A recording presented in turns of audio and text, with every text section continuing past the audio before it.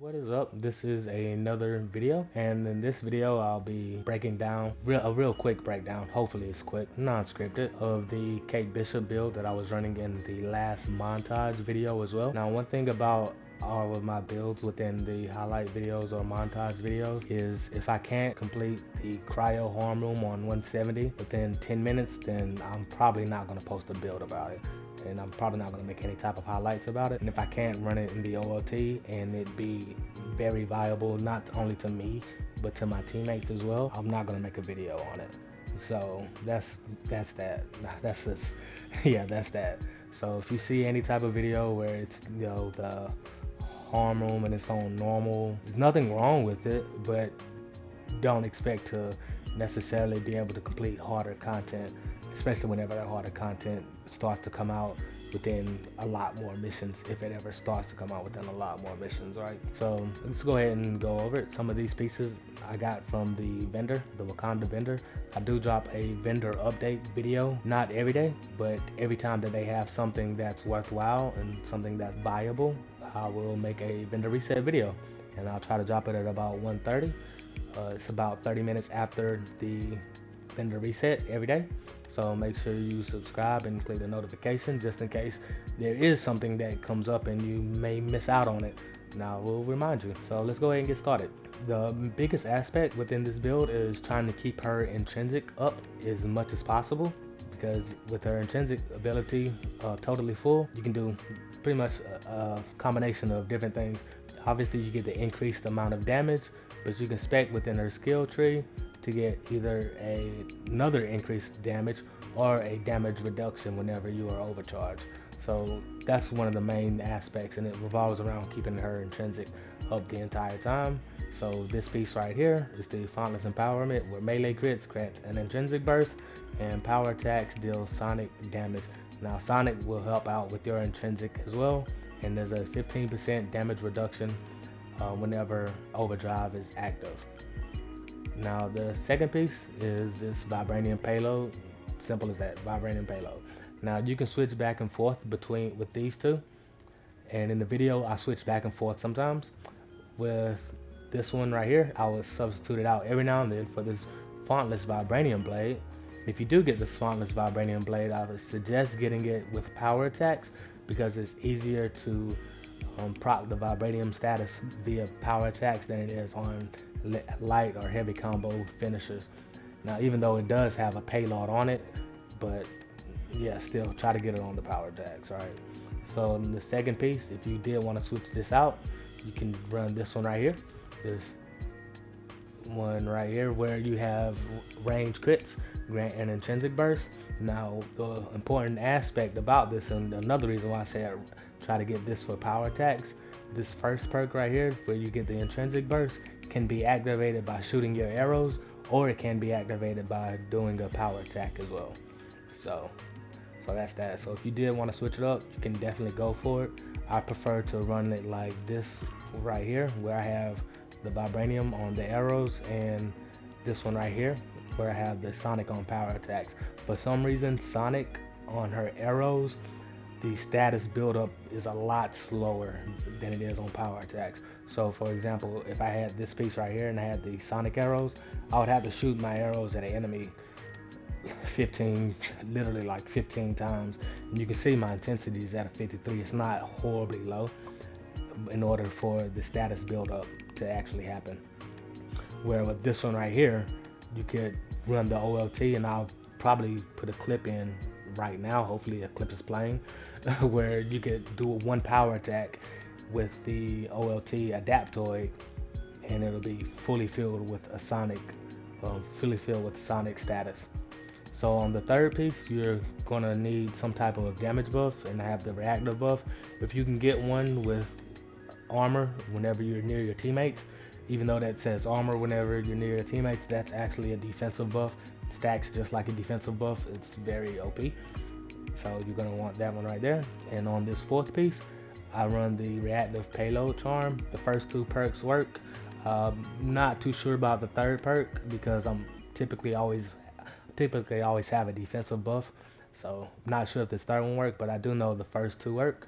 So anytime I take damage, I'll inflict the Vibranium payload, and dealing damage to enemies afflicted with Vibranium stores a small amount of intrinsic on every hit, which all goes back to, the entire concept of the build, which is keeping the intrinsic meter full at all times, or at least trying to. Now, if you don't have this piece right here, or if you're not comfortable running this piece, you can always run this one right here, this Archer's Charm. But I think there's actually multiple versions of the Archer's Charm. But make sure whatever this piece is, you have the Berserker Inspiration, where landing 16 attacks grants a willpower burst. And the reason why you may want this piece is because Kate does not have anything within her skill tree that allows her to get willpower back via melee or via ranged attacks. Now obviously she has this one right here with the drone, or with the support heroic, where you can get willpower back, but I don't use it for the willpower aspect, and I'll go over why I don't use it for the willpower regeneration aspect in a second. So again, if you don't have this one right here, make sure you have something that has the willpower burst. And I got this from the Wakanda vendor as well. And with the last two pieces, I have the Cosmic ISO of Affinity. I mean, simple as that. With the heroic recharge rate on it, 15% chance at taking damage, or there's a 15% chance that it'll give a Cosmic Surge buff, which will restore your willpower and your heroic energy. Now, speaking of willpower, now I know a lot of the times, we look at defense and just say, well, what's your defense? It's a 1854, right? I always like to break it down and look at the actual percent. So instead of it being a 1854 on defense, I always look at it as my willpower recovery effectiveness is at a 123%, right? So if I have more willpower recovery effectiveness, this reactive cosmic surge buff will restore more willpower over time, right? So right now it's at a 123. So if it was at a 133, the willpower recovery would be 10% higher, just as simple as that, right?